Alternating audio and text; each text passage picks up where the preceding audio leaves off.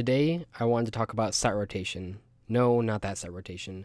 There's a new card in Maximum Crisis actually called Set Rotation, and I don't know why Konami gave it this name because Yu-Gi-Oh! Doesn't even have a conventional set rotation, where, some other card games that you probably know about, like Magic the Gathering, are pretty well known for rotating cards out every year or so. I don't know the exact date. I don't play that game. But I know that the cards rotate out. Same thing with Pokemon. Cards just rotate out, and then they get reprinted in later sets, and it's a very hot topic in terms of making card games. It helps the newer players because they don't have to collect a bunch of legacy cards, but it doesn't help the old players because their cards are constantly losing value.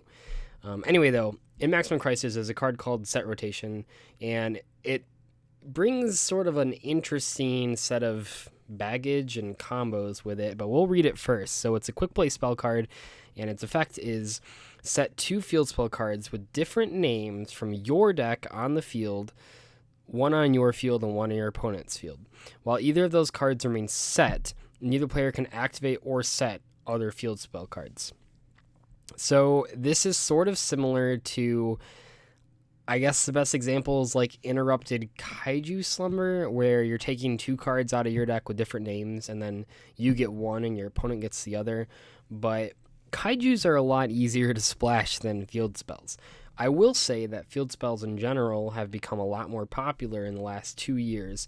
This isn't super surprising. It's something that I've talked about on live streams in the past, but if you don't know, maybe you have only joined Yu-Gi-Oh! In the last couple years, there used to be a rule for a really long time actually, where there can only be 1 field spell card on the whole field. So if you had a field spell and your opponent activated a field spell, your field spell would go away. What that basically meant was that playing field spells was really dangerous because if your opponent played their field spell, you'd get an instant -1. Considering how slow the formats were back then, as well as how most of the field spells were kind of trash, honestly, it made sense that field spells weren't really in the metagame. Yes, we saw some field spells like Necro Valley and Dragon Ravine. Those came up and stuff like Medolte Chateau. But generally speaking, all the really good field spells have come out in the last couple years. I'm thinking of Union Hanger, Dragonic Diagram, obviously, Cosmo Town, cards that are integral to those decks, and in 2 of those cases, it was actually nearly impossible to win a game without seeing them, referring to Cosmo Town and Cosmos, because that was really crucial for recycling your cards, as well as Union Hanger, because it actually made your deck not shitty. But yeah, so field spells have become really popular. But that doesn't mean that decks are playing more than 1 field spell. Most of the time, people are playing 3 copies of 1 particular field spell that they want to see, as well as additional copies, sometimes 3, terraforming to search it out. What set rotation does is it rewards a player for experimenting with other field spells, and sort of, in some sort of twisted way, it gives you extra copies of terraforming as well. So the important thing is that your opponent can just flip up the card you give them. So that means that if you're using this to give yourself a field spell and then just perpetually lock your opponent out of field spells, it's not going to quite work, because if you flip up yours, your opponent can just flip up theirs, and then they can just play their own field spell on top of it. They're not just going to leave it set unless they really want to, unless they really don't want to use their field spell, in which case this card hasn't really done its job. But still, you're not really going to get a lot of like cheesy uses out of this, because the cards are, they're going to your both sides of the field set. So it's not like you can flip this on your opponent's turn to give them like Necro Valley or something to lock them out of the extra deck, because they can flip it or not flip it. So in terms of in terms of setting field spells to floodgate your opponent, this card isn't super great at that. And what it means is that you can give your opponent, if you keep your card down, you can then prevent your opponent from ever activating a field spell.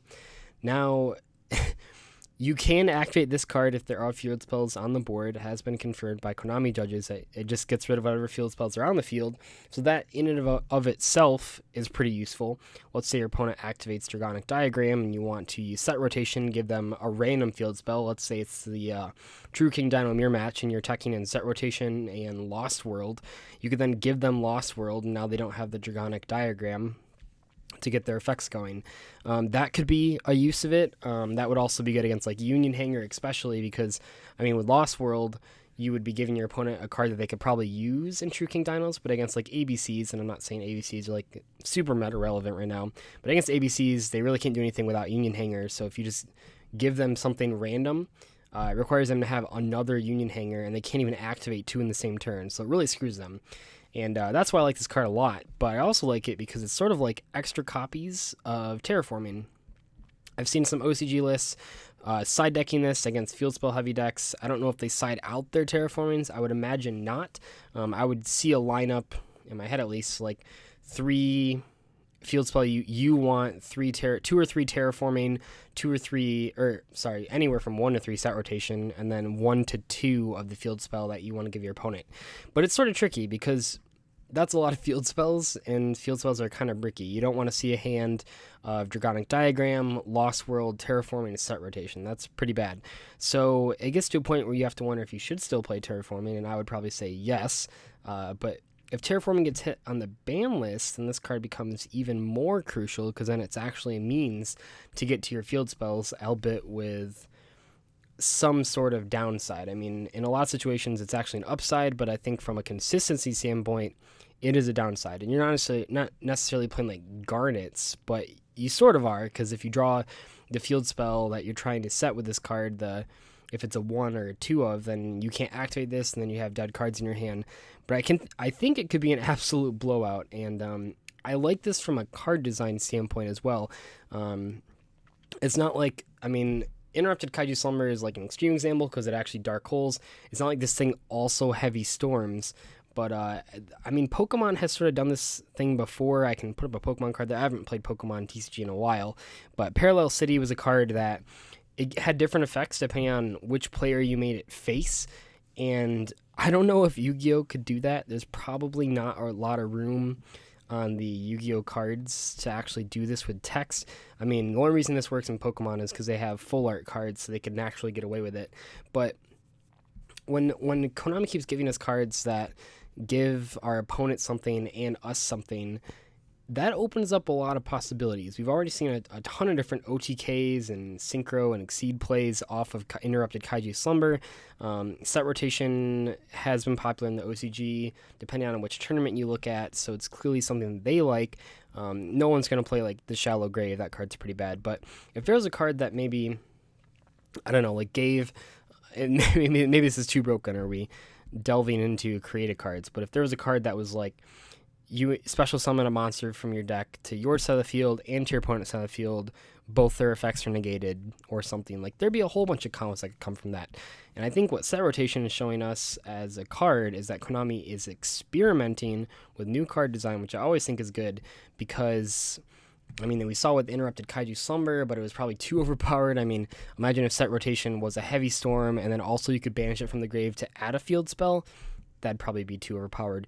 But they've sort of scaled it back here and made a card that could be a good tech choice, but isn't necessarily a main deck choice, but could be good in the main deck against field spell heavy formats, which I think it's safe to say we're entering a field spell heavy format. I mean, you could just, even if you open like your Dragonic Diagram, you can activate that first, pop a card, search a card, and then activate set rotation to give both you and your opponent a set field spell, and then keep yours set. That would then lock your opponent out of their own Dragonic Diagram on their turn, and then on your next turn you could flip up the field spell you set, probably another copy of Dragonic Diagram, and then, I mean, just go off. You've basically blanked your opponent's entire turn.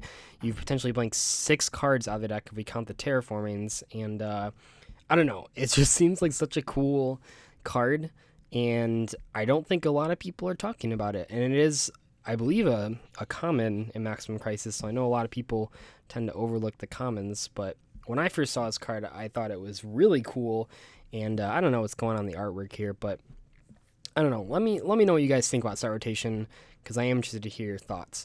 The other thing I want to say is that I noticed you guys really like the SpongeBob edits that I've been making. I don't know if I'm going to have to stop making them, but they're not really monetary-wise a very good use of my time, so I might open up a Patreon if you guys would be interested. I'll probably mention that in another video, but I wouldn't mind opening up a Patreon just so that I can make those videos, because I do like making them, but they make like 0 money, so that this is like, considering all the time it takes me to edit it, it's really not worth it for me to make those every day, but I would be interested in opening up a Patreon and having you guys maybe donate your money if you want to see more of it so that I can actually keep making them. But yeah, let me know in the comments if you think it's a good idea or a bad idea, if you hate me because I'm a beggar. And anyway, I will see you guys later. Bye.